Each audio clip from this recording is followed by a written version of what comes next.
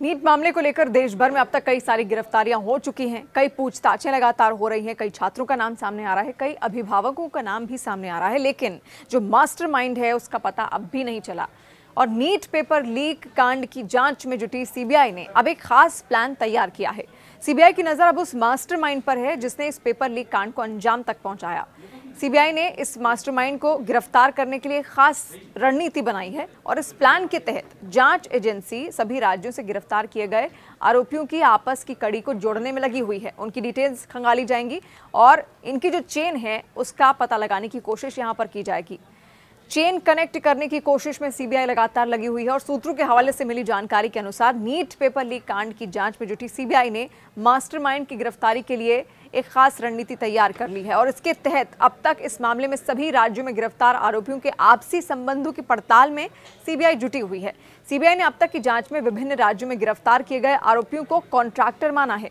CBI को शक है कि इनके माध्यम से ही अभ्यर्थियों तक पेपर पहुंचाए गए और साथ ही सॉल्वर गैंग से भी पुराने कनेक्शंस जो हैं उनको निकालकर सामने लाया जा रहा है। सीबीआई पुराने छात्रों से भी पूछताछ कर रही है। इसके लिए बाकायदा पुराने आरोपियों की लिस्ट तैयार की गई है और गिरफ्तार किए गए आरोपियों के मोबाइल लोकेशन को भी खंगाला जा रहा है ताकि उनको ट्रेस करके इन मास्टरमाइंड का पता लगाया जा सके। और इसके लिए खास तौर पर नीट परीक्षा के 3 महीने पहले के मोबाइल रिकॉर्ड को खंगाला जा रहा है ताकि लोकेशंस के जरिए भी कड़ी से कड़ी जुड़ सके। जांच एजेंसी हजारीबाग से हिरासत में लिए गए ओएसएस स्कूल के प्रिंसिपल और चिंटू और बलदेव के संबंधों की पड़ताल में भी जुटी हुई है। इसके पहले सीबीआई की टीम नालंदा और समस्तीपुर पहुंची थी और जांच पड़ताल उसने वहां पर की। इस दौरान आरोपी सिकंदर यादवेंदु के घर जाकर भी ये पूछताछ हुई थी। सिकंदर मूल रूप से समस्तीपुर के विथान थाना क्षेत्र के पुसाहो गांव का रहने वाला है। सिकंदर के घर के अलावा संजीव मुखिया, प्रभात रंजन, आशुतोष और मनीष के घर जाकर भी सीबीआई ने पूछताछ की। सीबीआई ने संजीव मुखिया की मां से भी पूछताछ की है और आपको बता दें कि संजीव मुखिया फिलहाल फरार चल रहा है।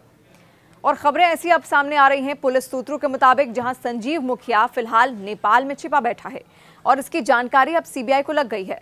संजीव मुखिया के जरिए ही बिहार में नीट यूजी का पेपर आया था जिसे उसकी भांजी के पति चिंटू ने भेजा था। चिंटू को रांची में रेस्टोरेंट चलाने वाला रॉकी ने पेपर भेजा था और आशंका जताई जा रही है कि हजारीबाग का ओएसएस स्कूल से ही पेपर लीक हुआ था, इसलिए वहां के प्रिंसिपल और वाइस प्रिंसिपल से अब पूछताछ की जा रही है।